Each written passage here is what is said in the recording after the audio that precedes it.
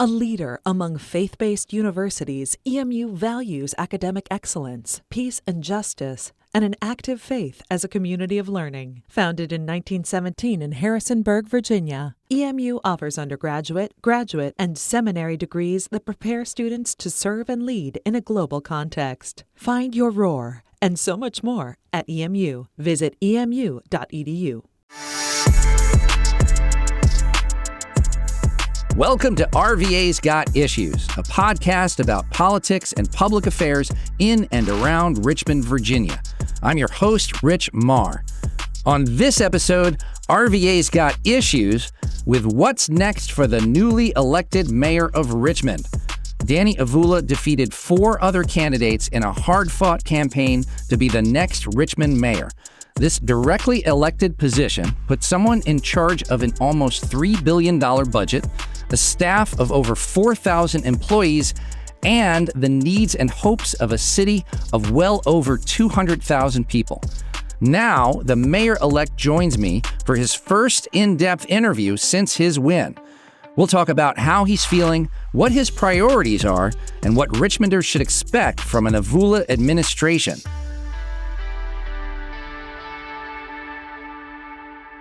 Danny, welcome. Thanks, Rich. So glad to be here. Yeah, so Danny, now what? Right? Well, now the real work begins, Yeah, right? I mean, I've spent the last 7 months trying to figure out how to get in the seat. Yeah, I mean, the seat. You might feel a little bit like the proverbial, dog that's caught the car. You've won, now you have this tremendous job in front of you. Like, what does it feel like to be in the place you're in right now?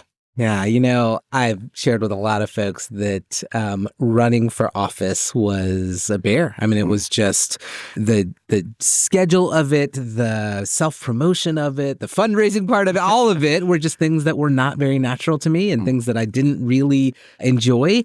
But I spent all day Thursday and Friday with the City Hall team and, getting into the work of governing and actually thinking about how we start to solve the problems that our city is facing. I came alive in a different way. So I'm really excited to be on the other side of running and very energized for the work ahead. That's great. Are you planning a break anytime between now and when you start? Like, are you going to go disappear to a beach somewhere? I need to. I haven't planned it yet. Some of this is working around my wonderful wife's schedule, who's a Richmond Public Schools teacher. And so there's only so many windows. But I will say something I've not necessarily done the best job at in my life is carving out space for rest. But I think it's more important than ever that I come in recharged and ready to go on January 1st. All right. Now, let's recap the election. Your support was spread out over the city. 46% of the vote, pretty impressive in a 5-way race. You managed to win 6 of the 9 districts outright in Richmond's odd election system. But one other way to look at it is that over half the city voted against you. I mean, not to bring you down here, sorry. Right. But your biggest challenger, Michelle Mosby, won the other 3 districts that you didn't win, with a lot of support concentrated in parts of the city with majority Black residents. I mean, what do you say to supporters of the other candidates in the race, particularly Black Richmonders who might have seen Michelle Mosby as someone who could represent them better? Yeah, I mean, that I understand it. And I will say, as you delve into the numbers, we had really strong support from those districts as well. And so, yes, while we didn't win every single district, I think if you look at the actual number of people in 6, 8, and 9 who voted for us, I think it reflects a really broad coalition of people who did support my candidacy. So I don't know that this boils down as simply to, is this a Black or white preference, right? I can't tell you the number of times where I would walk into a predominantly African-American church or a predominantly Black space and would just have an overwhelming groundswell of people who say, Dr. Bull, I can't wait to vote for you. It was a really encouraging part of this journey for me, was the number of different kinds of people from different parts of the city who really wanted to get behind the campaign. And so I think to the question is that no matter whether you voted for me or didn't, this job is about being for every person in this city. And that's, what I signed up for. It's what my heart is for this city. And I just want to reassure people that the way that I lead will be open and listening to everybody, whether they voted for me or not. So one more thing about your opponents in the race, anything about what you heard from them on the campaign trail that you see as something that you want to incorporate into your approach to governance going forward, like a a policy idea or an approach? Yeah, I'm really excited to sit down with those folks to hear, hey, what did you learn? What do you want me to know as I'm heading into this role? Who are the people, the partnerships, the voices in the community that really shaped your thinking over the course of the last 8 months? And how do I make sure that they're a part of my thinking moving forward? Although you're probably sick of each other after seeing each other every night and every quarter. Oh, I don't think so. It was such a good group, and particularly sort of the in-person dynamic was so collegial, and it was just clear that everybody was in it for the right reasons. And I'm excited to tap their experience and knowledge as I think about priorities for the next chapter. So speaking of tapping experience and knowledge, right, you quickly announced your transition team, some names familiar to politics observers in Richmond, right? Your campaign managers are involved, but also like U of R professor Thad Williamson, a kind of familiar name, some names from the healthcare and business world. So why these folks? Why choose them for your transition team? Yeah, part of these are folks who have been very involved and helpful during the campaign, but part of it is the talent, networks, credibility that I know that I wanted to pull in over the next 2 months. You know, I thought is a good example of somebody who has more historical knowledge than almost anybody about the modern day politics of Richmond. In fact, he and Amy Howard and Julian Hayter just published a book on Richmond city governance and politics from, I think, 1986 to 2016. And so tapping that kind of expertise really helps us understand the context of what we're stepping into. And then some of the other folks are people who have just been in Richmond a long time and who have a lot of trust and a lot of connectivity with our community and can help be great advisors as we really look to crystallize priorities. What are these folks actually going to do with you? Like, how does a transition work in your view? Like, what are you actually working on? Yeah, you know, I spent the last 7 months knocking on doors, getting in front of voters, hearing priorities from people all over the city and region. And so we have a pretty good idea of what some of those priorities need to be, right? We know that affordable housing is going to be, you know, one of the biggest things that we invest in. We know that figuring out how to support the school system. We know that addressing gun violence and public safety, right? So we have a set of priorities that have come from listening to constituents over the last 7 months of campaigning. And so this group, this transition team, is really helping us get organized around what's going to be the first 100 days of each of these conversations, right? So I want to get to some of those issues, like you mentioned, housing, but just one question too about another issue that came up on the campaign trail, which is about current staff, particularly the chief administrative officer. Now, you've already said you've announced a national search. Doesn't that take time? Like, can you do this? Can you get this team in place to hit the ground running in January 1st? Can you hire a person? Can you find the right leadership to work with you in the administration? The process of identifying and hiring new people does take time, but I think that some of that we can get started on right away. This administration, the Mayor Stoney's administration, has been incredibly collaborative. And already, you know, I spent 9 hours on Thursday, 9 hours on Friday in City Hall, meeting with different departments, getting a sense of, you know, what the current priorities and challenges are. And so they're really helping us lay the groundwork for a really successful transition. So, yeah, it's probably not realistic that we have all of the folks fully evaluated and hired January 1st, but that's clearly the first order of business when we do get in there. Now, we get the priorities, right? You've heard them. We know they were important from the campaign, but so like a priority like housing, how do you know where to start? Like, what's the specific thing you do on day one that gets you to that next step and the next step after that? Yeah. In many ways, it's a parallel process to what I as a physician do, right? There is an assessment phase of this, of really understanding what are the symptoms we're currently facing, what is the availability of affordable housing, how are we defining affordable housing, how many residents of our city are actually on the brink of eviction. And then that helps diagnose then what are the actual things that are going to keep people in their housing. So do we need to focus on protecting long-term residents who are facing elevating property taxes? Is that the driver for people leaving their homes? Is it just affordable rental rates? And if so, what are the slate of interventions that we need to use? Is it tax abatements to bring down affordability to families making under $50,000? Is it a continuation of the GAP grant program that the Sony administration has put into place? And so we really do need to get granular about what does it mean to address the affordable housing issue in our city, and how do we do that in the short term? And then what are the things that we need to start putting into place? Are there new policy decisions? Are there new partnerships? Are there new ways of thinking about how to work with the home building community to increase production? So I think that's what I see happening over the course of the transition period, and really like spelling out that action plan for the first 100 days. And so would you see similar things happening, let's say, for gun violence or for education, a similar kind of assessment, bring in minds, and then we have our action steps? The process that we approach this will be the same, but the partners will be different. I mean, I think about with education, I've talked a lot on this campaign trail about the importance of not only addressing K through 12 education as a pathway to higher education, but also to career. And so the opportunity that sits before us with the Richmond Technical Center and the energy that's starting to build between Richmond Public Schools and our business community, our labor unions, like folks who really see the way that the Richmond Technical Center can be a pipeline for people to find employment in our community. Like that's really exciting work that's going to need some leadership and some coordination. Similarly, and when we think about violence prevention and gun violence, there's been a lot of great folks thinking about this, right? There's good work happening within City Hall, our risk community who have worked with this group violence intervention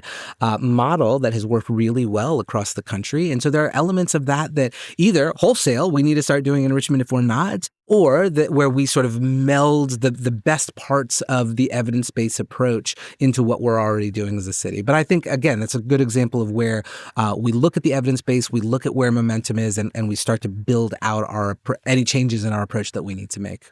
I mean, one of the things that I'm really excited about over the course of the next 4 years is investing in the meta-narrative around our history and our future. And so the amazing work that's happening with the Shako Project, for example, and what happens next on Monument Avenue, right? Like, I think there are huge opportunities for our city to really rally around where we've been and where we are, and to think together about where we move forward in practical ways, like how do we tell that story, but then also in like aspirational ways about like how do we come together as a community and build like a new ethos of where Richmond is heading.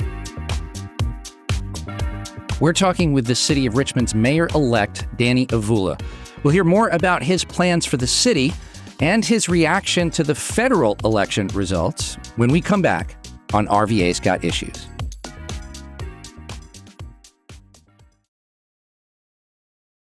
Fiduciary Edge Advisors, led by Jane DiVincenzo, brings over 25 years of trusted financial guidance to women and families. Fiduciary Edge Advisors will help you organize, grow, and journey confidently to and through retirement. Learn more at 888-605-EDGE or online at fid-edge.com.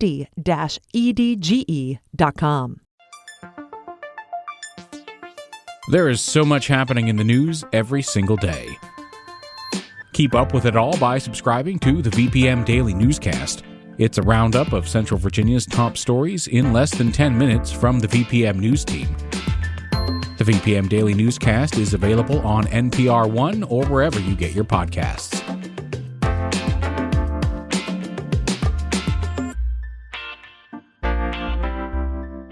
This is RVA's Got Issues. We're talking with Richmond's Mayor-elect, Danny Avula.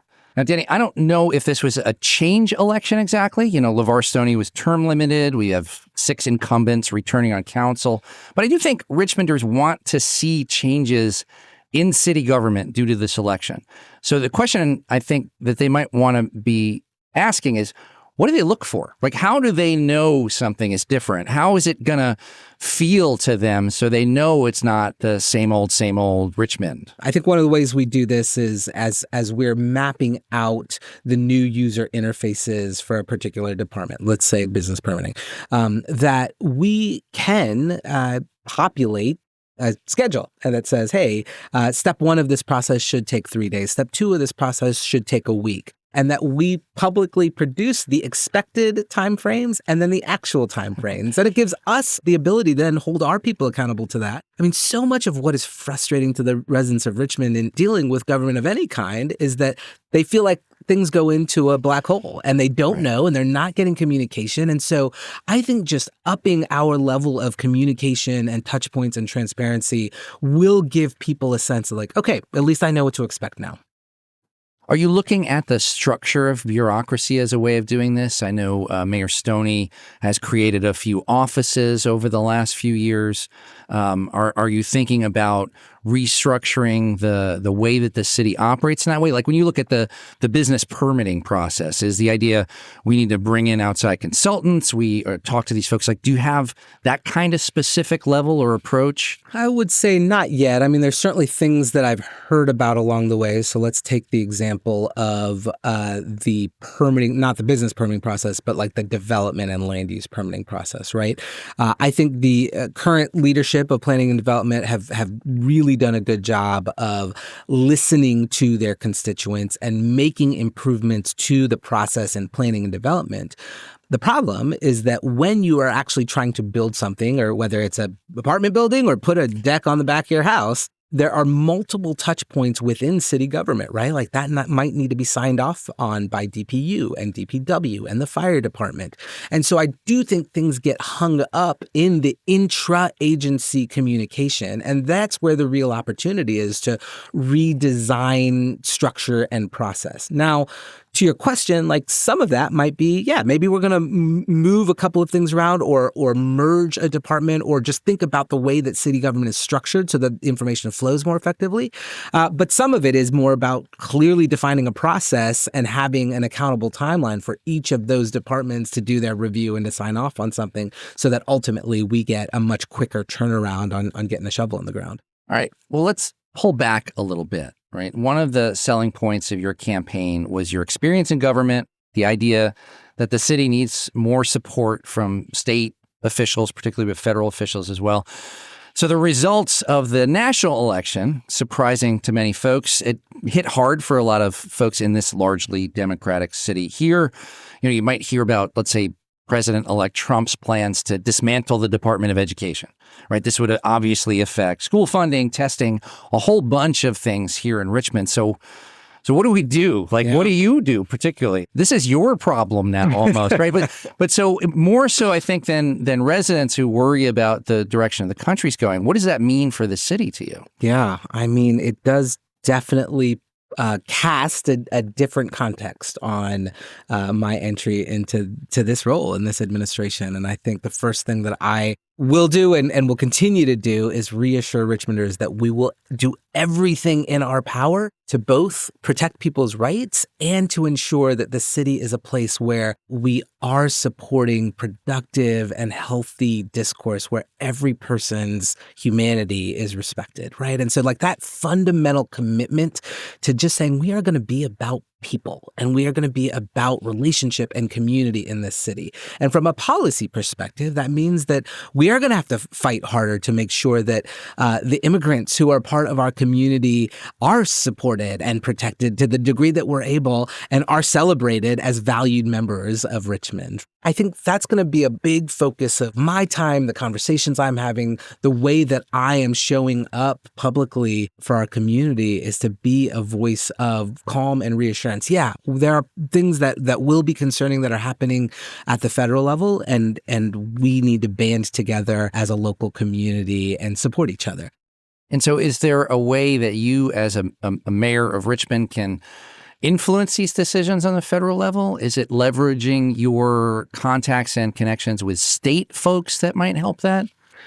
Yeah, thankfully we have just, again, incredible representation between Congresswoman McClellan and Senator Kaine and Senator Warner, who will be fighting for the things that our city values. And I feel really encouraged by that. I think my role there is continuing to be a liaison and channeling the things that Richmonders are hearing and experiencing on the ground level and making sure that our federal representatives know that, and in turn, looking for ways that we can be present advocates for what we need as a city. I think at the state level, right, we have a really amazing group of state representatives that represent the city of Richmond, and thankfully I have relationships with all of them. And so, I think we step immediately into an open dialogue. In fact, I just got off the phone with one of our representatives, but I think there will be a regular conversation about the ways that we collectively advocate for funding or for policy change for the city. So switching the directional arrow a little bit, right? You've also talked with us and others about the relationships you built in the surrounding counties around Richmond during your time in public health and elsewhere. So how do those connections help the city moving forward? And then sort of the flip side is people in RVA, Greater Richmond, people in the counties, how should they think about your win? Like, what's in it for them? Yeah. Well, I think no matter where you live in the region, the vast majority of people will agree that strong leadership in our city center core and open, helpful dialogue amongst the regional partners is good for everybody, right? I've talked at length about the intercity visits that the chamber hosts, and every time we go on one of those visits and go visit another community, we're blown away by the level of regional cooperation that we see in other cities. And I think there actually have been huge strides that our region has made in terms of regional cooperation. But I think that getting to step in this role with pre-existing relationships with local elected leaders in the surrounding counties, with the county executives of our surrounding counties, really accelerates our conversation. Because as we think about trying to address these macro issues of homelessness or affordable housing or improved educational outcomes, those things are going to take regional solutions. And thankfully, we have a framework to build off of. But the more relationship and connection that we have as leaders, the better it is for the region. So one final note here, some reporters at VPM were trying to find out your start date. And so I did a little digging, and it turns out that it's not specified in the city charter or state law. You can kind of start whenever you want. So I know you said January 1st, but if you're not feeling it, you can go backpacking in Europe, maybe, come back March, April. What do you think? Are you interested? I think we're all in on January 1, Rich. Okay. Whatever. Danny Avula is a former public health official. He's a longtime resident of Richmond, and beginning sometime next year, he'll be the next mayor of Richmond. Danny, Mr. Mayor-elect, thank you. Thank you, Rich. Great to be here.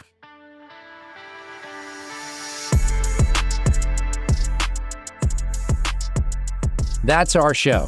Thanks to our guest, Danny Avula. RVA's got issues, but we need you to tell us what those issues are. Submit a question, tell us about something exciting going on in your community at our website, rvasgotissues.vpm.org. RVA's Got Issues is produced by Max Wasserman and Amber Coles and edited by Steve Lack. Our theme music was composed by Alexander Hitchens. Meg Lindholm is our executive producer.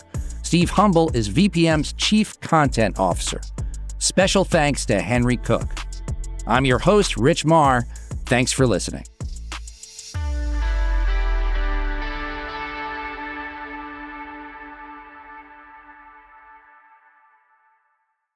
No matter what happens in Washington, the NPR Politics Podcast is here for you. For the latest news, insights, and analysis from the election and beyond, listen to the NPR Politics Podcast. VPM.